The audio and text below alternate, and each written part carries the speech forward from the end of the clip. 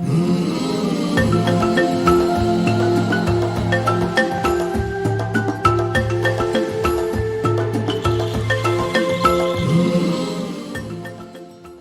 Africa's debt situation is a concerning one, given the fact that many countries in the continent are either faced with debt distress or are in a situation under high risk, of falling back into debt distress. And this comes just a couple of years after many of these countries received debt cancellation under the Heavily Indebted Poor Countries Initiative and the Multilateral Debt Relief Initiative. And like I said, just a few years after that, you find that Africa's debt burden has actually even doubled. Just considering the fact that between 2017 and 2021, the debt figures, according to World Economic Outlook statistics provided by IMF under the World Economic Outlook, you find that the debt figures rose from about 760 billion US dollars to about 1.5 trillion US dollars in 2021, and this is far above revenue mobilization in the continent, where you find that in 2017 about 322 billion was mobilized as government revenue, but in 2021 there was just a slight increase to about 470 billion US dollars. So this tells us a very clear story. It gives a very clear picture that African governments are living above their means, right? African governments are living above their means, are borrowing actually above their means, because what they accumulate as debt is far below what they mobilize as resources. And why do we have, this increase in debt figures? It is because African governments generally have a development strategy that relies heavily on public borrowing.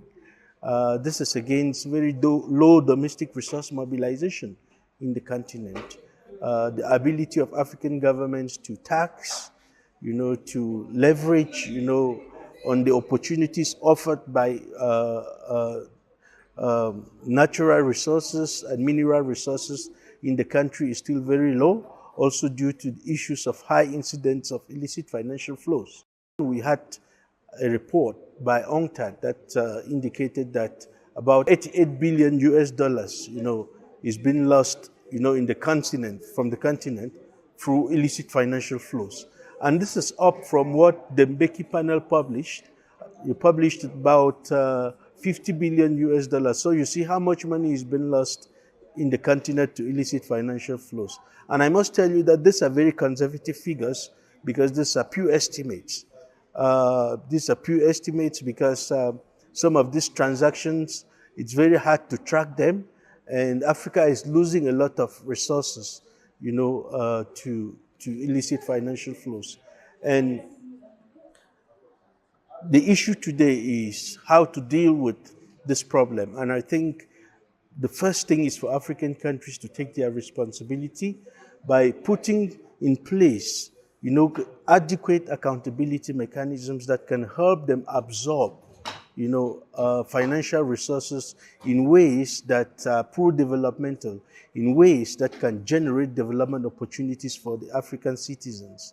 Because if you look at the need for accountability, this is something that African governments cannot escape. Of course, we have the international financial and political architecture that has imposed an extractive economy on African countries, but then at home, at the national level, and at the level of the regional economic communities, African governments have to take their responsibility to institute accountability mechanisms that can help them to absorb resources in a pro-developmental way. And one of the reasons why we need accountability is also to demonstrate to the international financial institutions and our international development partners that we are able to take our responsibility. We are able to, to demonstrate, that sense of confidence, and which, of course, will allow these institutions, give us more space when it comes to the kind of policies that we put in place, to implement our development plans. You often have heard about conditionalities around development assistance, conditionalities around debt cancellations, conditionalities around borrowing, which of course have been instituted because these partners are not very confident that African governments are going to do the right thing.